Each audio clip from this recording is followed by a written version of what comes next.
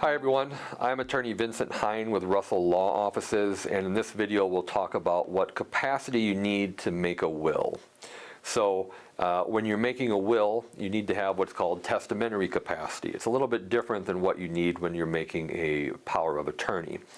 So for a will, you need to, one, know your property. You don't need to know every little item. You don't have to have an itemized list, but you have to know the basics of what your property is. Two, you need to know your relationship with the quote-unquote objects of your bounty. What that means is, who are the beneficiaries that you name in your will, and what is your relationship to them? Are they your kids? Are they your friends? Is it a nonprofit you've donated to over the years? So on top of that, the third one is you need to know your will. What does the will say? Do you understand it? Right? So know your property, know the people who are named in your will and your relationship to them. 3, know the will itself, which is to say know the provisions in your will and the effect that they will have.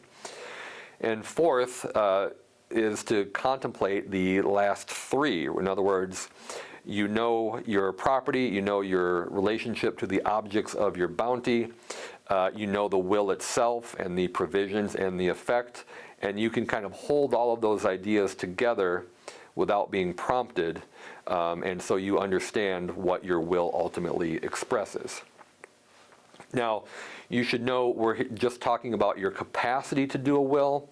There are other requirements to make the will binding, and that is you need 2 witnesses not related by blood or marriage, and who aren't going to inherit under the will, and they're also not your health care provider.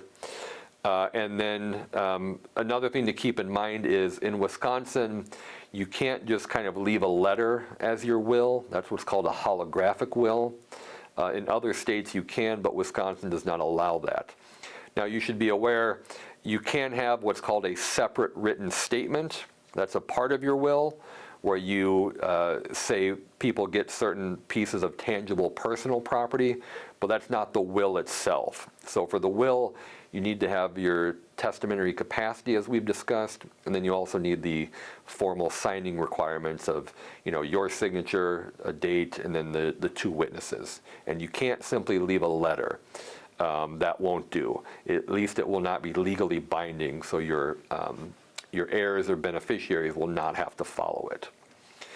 So that is testamentary capacity in Wisconsin. I hope you learned a little something there. Thank you for watching my video. I'm attorney Vincent Hein with Russell Law Offices.